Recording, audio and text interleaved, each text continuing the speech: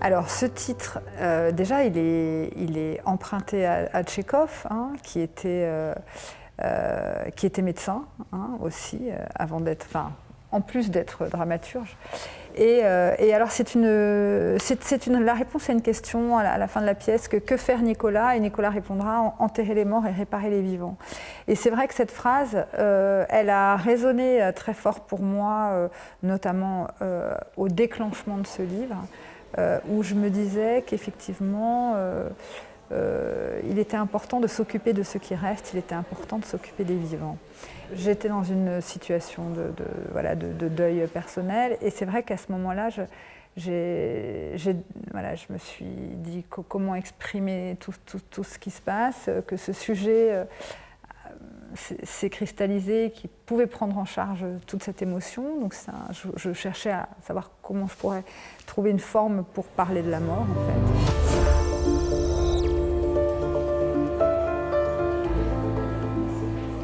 Alors oui, parce qu'évidemment ce nom de Limbre indique les limbes, qui était cet espace créé au Moyen-Âge, un espace métaphysique où partaient les âmes des enfants morts avant d'avoir été baptisés. Oui, c'est ça. Et en même temps, le R peut indiquer possiblement l'ombre, c'est-à-dire l'idée d'un livre sans ombre portée. Pour moi, c'était une première indication d'écriture, d'écrire un livre totalement mat, un livre où il n'y aurait aucune ombre portée en termes de luminosité. Par ailleurs, les noms m'intéressent beaucoup. Il y a toujours dans mes livres, dans les derniers livres, il y a quelque chose qui a à voir avec l'onomastique, la façon dont le système des noms propres présents dans le livre construit ou pas un imaginaire, une communauté. Là, ils ont tous des noms d'oiseaux, beaucoup, en anglais. Il y a des prénoms qui indiquent la tragédie. Vous voyez, pour moi, ça signifie quelque chose. C'est pas du tout crypté pour le lecteur, mais c'est une matière poétique, le nom propre, qui m'intéresse.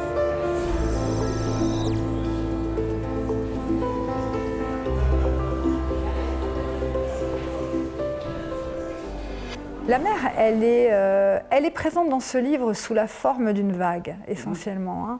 Et c'est très fort pour moi comme motif, parce que finalement, c'était l'idée que le livre s'enclenche et se déplie dans une espèce de force, qui est une force organique, qui est d'abord un son, une force, une direction, et qu'on va déplier quelque chose comme on va dérouler un récit. Et la vague, elle est intéressante aussi parce qu'elle revient, vous voyez, c'est l'idée du cycle éternel. C'est un espace-temps extrêmement mystérieux, une vague, en fait, parce que c'est incessant. Et je trouve qu'il y a cette espèce de dimension, de flux, d'énergie, qui pour moi est totalement analogique de l'écriture. C'est-à-dire que pour le coup, je pourrais dire, ce livre, je l'ai écrit comme un surf. C'est-à-dire que moi aussi, il a fallu qu'à un moment donné, je me place sur une fréquence et dans une énergie, dans un mouvement, et que je puisse rallier finalement le corps de Claire, en tout cas la dernière page du livre. Et le livre s'écrit dans l'ordre aussi, c'est intéressant de le dire, parce qu'on peut écrire évidemment en fragments, en jouant sur des temporalités éclatées. Après, on refait toutes les soudures, on fait tout un travail de couture. Moi, c'est vrai que ce livre-là, c'est un livre qui s'écrit, vous voyez, que c'est une trajectoire, c'est un mouvement qui est pour moi en continu, qui est le mouvement de la vague.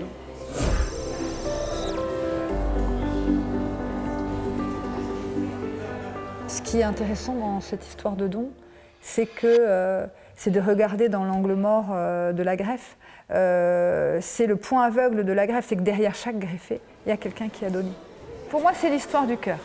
C'est le début du livre, ce qu'est le cœur de Simon Limbre. C'est-à-dire que c'est vraiment le roman de la transplantation cardiaque, mais c'est vrai que le cœur, il est investi dans notre société d'une dimension symbolique que qui n'est pas sur les autres organes, en fait. Puisque le cœur, dans notre culture et dans notre langue, est conçu comme le lieu de l'amour dans notre corps, donc c'est compliqué.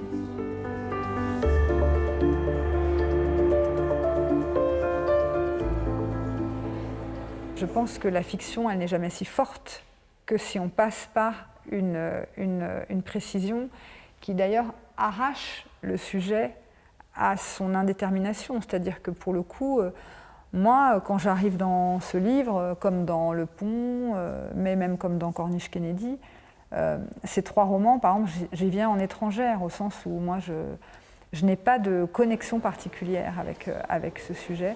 Alors évidemment, cette histoire de précision, elle vient d'une intensification du regard, de la recherche, de l'enquête, et elle vient quand même d'une démarche envers ce que serait le matériau du livre. Il faut quand même que je sache un peu de quoi retourne une transplantation cardiaque, vu que c'est quand même le motif de mon livre.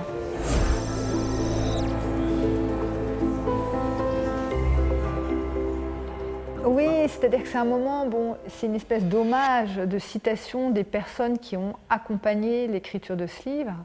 Et donc, comment en parler? Alors, voilà, je dis dans la bibliothèque de Révol, voilà ce qu'on trouve comme livre dans son petit bureau à l'hôpital. Alors, il y a les livres de Philippe Ariès, L'homme devant la mort, les livres de Jean-Claude Amezen. Alors, ce n'est pas des livres, si vous voulez, que moi je peux prétendre avoir totalement lu et compris, mais en revanche, c'est des livres dans lesquels je me suis plongée pour écrire. Et puis, ce livre, il est émaillé aussi de citations qui sont en italique, qui sont parfois en italique. Donc, il y a Villon, mais il y a aussi des choses plus cachées. Il y a le Dormeur du Val de Rimbaud. Il y a des moments où finalement, c'est une façon de dire pour moi que la langue, la mienne, la langue de ce roman, et qu'en général, la littérature, elle n'est pas... On n'est pas dans une espèce d'autoconstruction, si vous voulez, les choses ne tombent pas du ciel. Non, on écrit aussi en portant avec soi tout ce qui s'est écrit avant et qui peuvent affleurer à divers endroits du texte.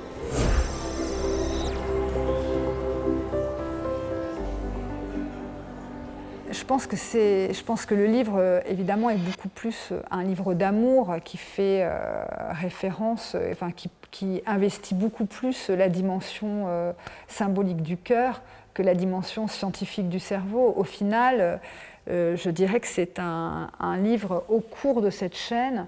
Finalement, il s'agit de feuilleter un peu l'amour sous toutes ses formes, la fraternité, l'empathie, la délicatesse, l'amour parental, l'amour des amants, le premier amour. Enfin, vous voyez, je pense qu'il y a un peu ces formes-là. Pour moi, c'est beaucoup plus un livre qui se situe dans le cœur que dans le cerveau, si vous voulez. Je pourrais le dire comme ça.